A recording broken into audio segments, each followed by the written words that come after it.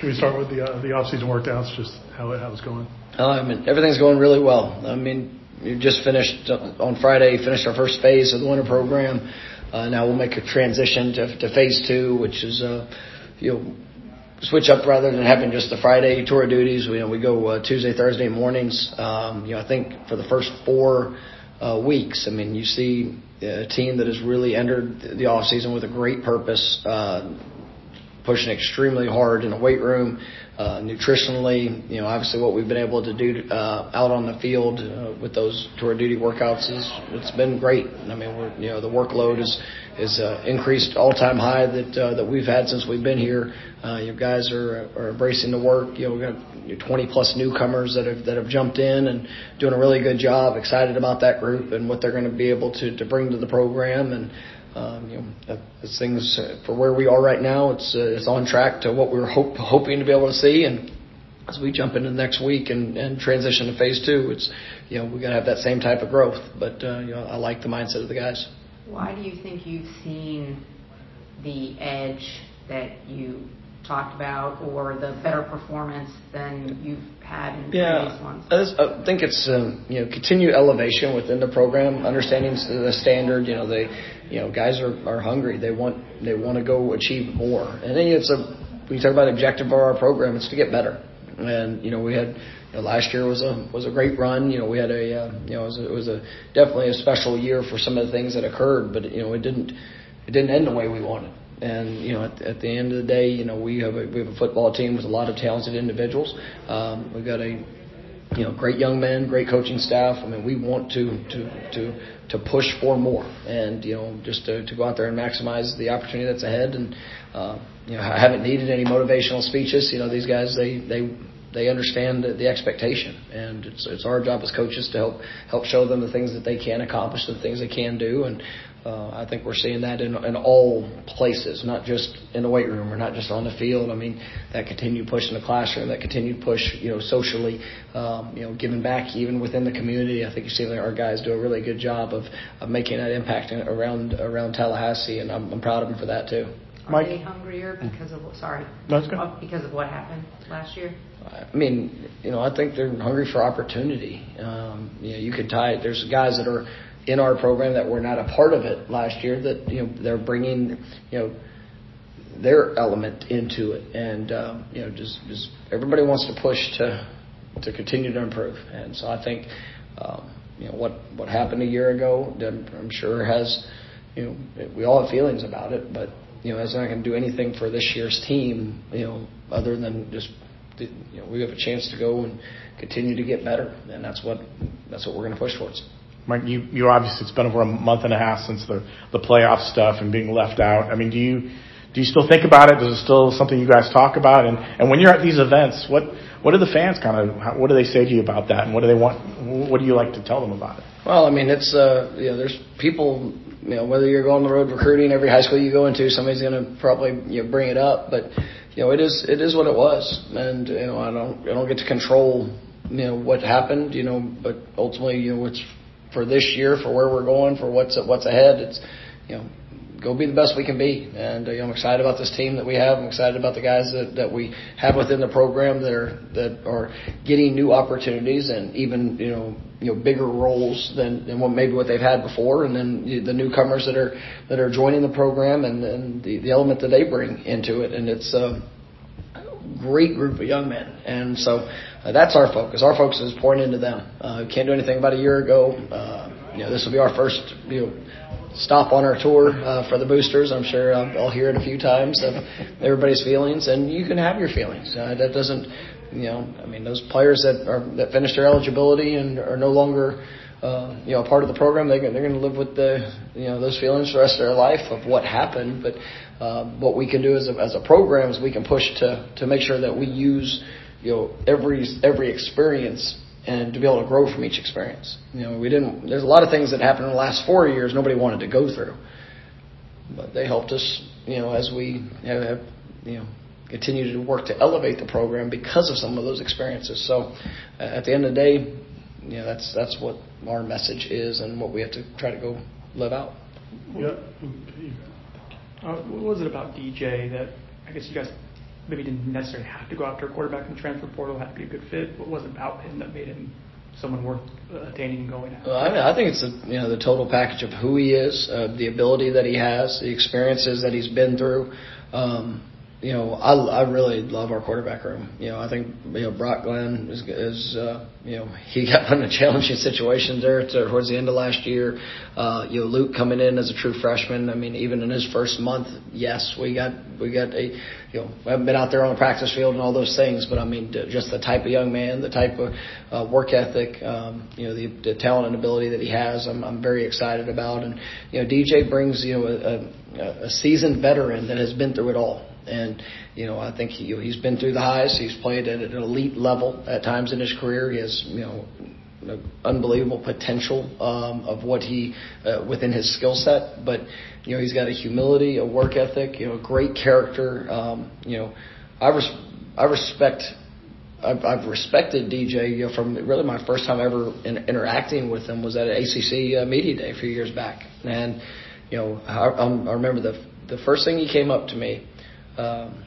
And he asked me, it was the spring where Winston Wright was in a car accident. And he came up to me, first thing he mentioned, he asked me about Winston.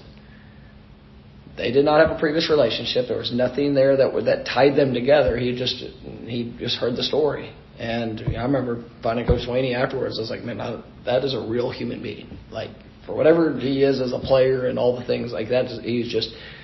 For him to care about something that he had seen and heard and wanting to ask and to have that type of, just the sentiments to what Winston was going through. I mean, it meant a lot to me. And, obviously the path of his career, going to Oregon State, we have a lot of connecting pieces with that coaching staff. And, Coach Smith, talked to him extensively, offensive coordinator, Coach Linger. I mean, those guys, the hearing the experience they had with him this last year and just the way that they spoke about him. And, I believe in him. I believe in what he can do. I believe in the person that he brings into our program. And, obviously I'm excited to see him continue to work and get better to hopefully have the best year of his college career, here at Florida State.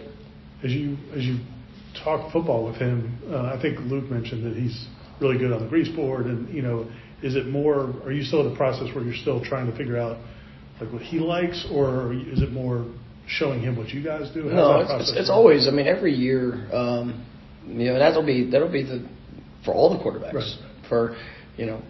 For Brock, for Luke, I mean, obviously DJ, and to see these guys come in and, the things that they do really well, and then, some of the things that, I think that help complement what the guys around them do really well is things you always want to evaluate. But,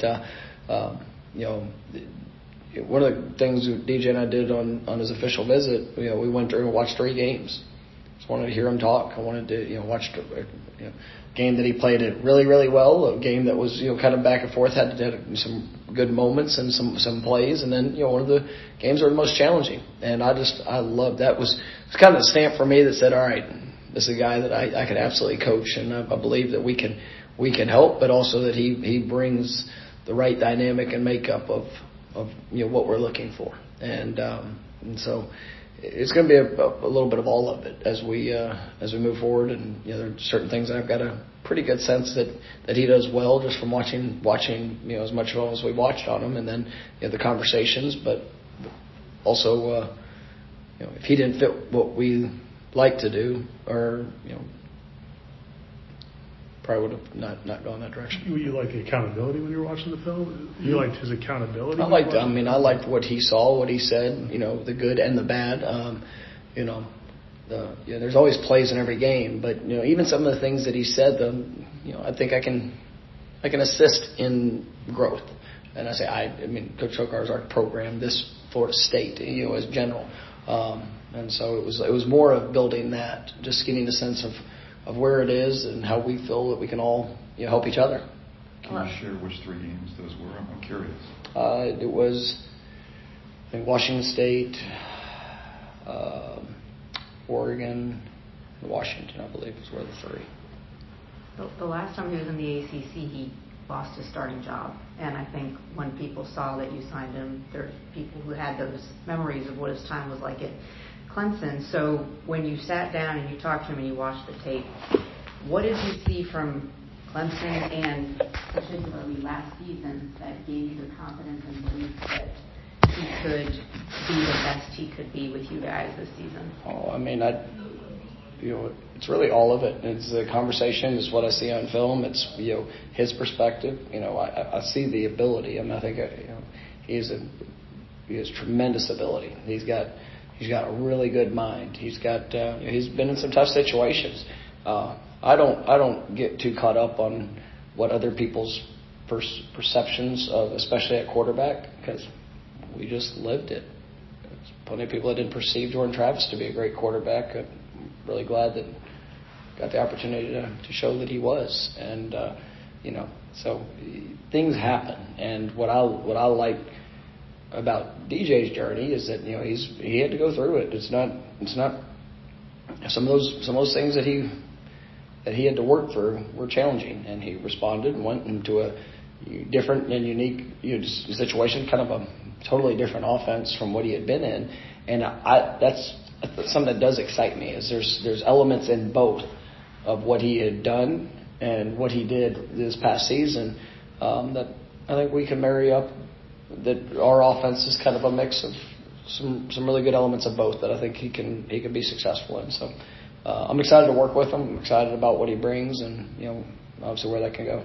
What Brock went through at the end of last year, having to kind of be thrust into that role of going out there and playing.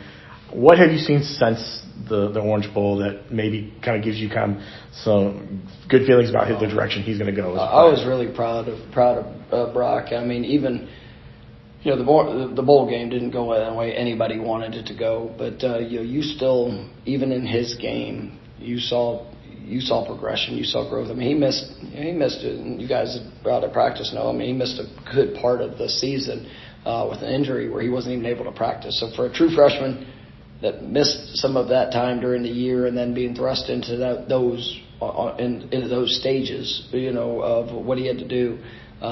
I mean, you saw him get better, and I'm excited about what he brings, and obviously the confidence that he was able to gain even through some challenging situations. Like people think you gain confidence only through the positive. You can gain confidence in sometimes the adversity or setbacks, and I thought that was all good for him.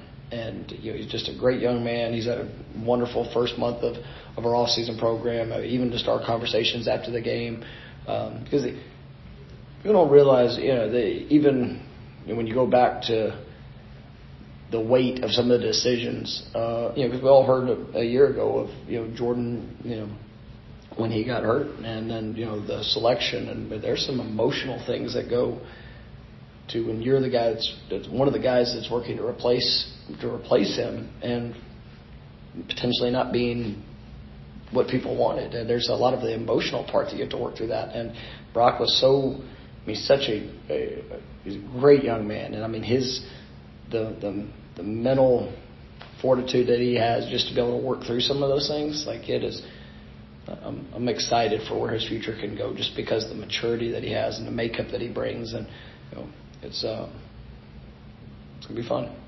You guys brought in a lot of speed this offseason. Was that by design, or is that just you guys are in a place now where you can get those kinds of guys? No, I mean, I think it's a little combination. I mean, yes, we want explosive playmakers, and I think we're able to focus on that in certain couple different areas, and it's definitely showed up. I mean, you see it in our workouts. I mean, we're a fast and explosive team, and I think there's some guys that are going to really bring a different element to the offense. Or I've liked what we've been able to do, but it's one of the things we wanted to also continue to grow upon. And I think when you look at the receiver room, running backs, I mean, we've got some real home run hitters that should be exciting to watch play. From the newcomer interviews, we've heard Roydell Williams' name brought up a lot by other teammates, whether it's guys who came with him from Alabama or guys who've already been here. I guess what about him has stood out? And he is great young man, incredible hard worker. You see talent and ability. He had a lot of good film that he put on display last year. But he's a natural born leader. He's come in and handled the whole situation of being into being a part of a new team. He's handled that great. Him and LT and the backs, Keziah, the backs that have been here, how they've kind of all melded or gelled and meshed together. It's been impressive. And but he's a talented, good size running back that I think is going to do some good things for us. Coach Mike? Atkins will be coaching on the sidelines for 3 games. Do you apply for a waiver for Gabe?